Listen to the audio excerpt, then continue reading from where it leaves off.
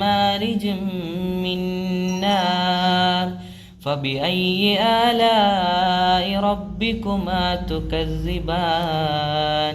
രാവും പകലും പ്രാർത്ഥന ദുർബലമാകുന്ന പുണ്യദിനങ്ങൾ, പകൽ മുഴുവനും ഭക്ഷണം ഉപേക്ഷിച്ചും മനസ്സും ശരീരം അള്ളാഹുവിന് സമർപ്പിക്കുന്ന രാപ്പകലുകൾ, വിശ്വാസികൾ ആഹ്ലാദമായി പുണ്യ റംസാൻ പിറന്ന് പ്രപഞ്ചനാഥന്റെ കാരുണ്യം പെയ്തുറങ്ങുന്ന സന്തോഷത്തിന്റെ രാപ്പകലുകളാണ് ഇനിയുള്ള ഓരോ ദിനങ്ങളും.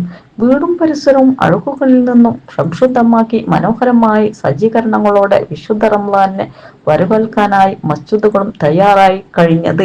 കണ്ണും നാവും ചെവിയുമെല്ലാം അരുതായ്മകളിൽ നിന്ന് അടർത്തിയെടുത്തു ദൈവത്തിൽ മാത്രം മനസ്സർപ്പിച്ച് ആ മാസത്തിന്റെ പുണ്യം ആവോളം നേടിയെടുക്കാനുള്ള ശ്രമത്തിലാവും ഇനി ഓരോ വിശ്വാസിയും.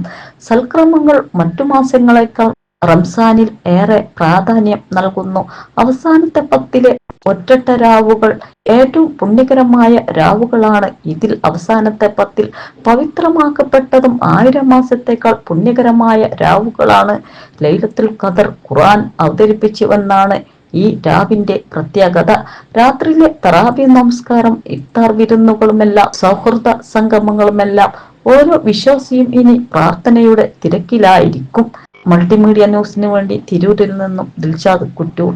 ഒരു വിശ്വാസിയെ സംബന്ധിച്ചിടത്തോളം അവൻ്റെ ഏറ്റവും ജീവിതത്തിൽ കിട്ടുന്ന അനർഘമായ നിമിഷങ്ങളിൽ, മാസങ്ങളിൽ, ദിനരാത്രങ്ങളിൽ വളരെ പ്രധാനപ്പെട്ട ഒരു മാസമാണ് റമളാനുൽ ശരീഫ്.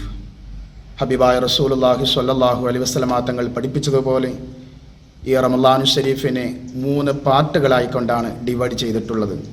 അവ്വലുഹു റഹ്മ വ ഔസത്തുഹു മഗ്ഫിറ വ ആഖിറുഹു ഇത്ഖും മിനന്നാർ.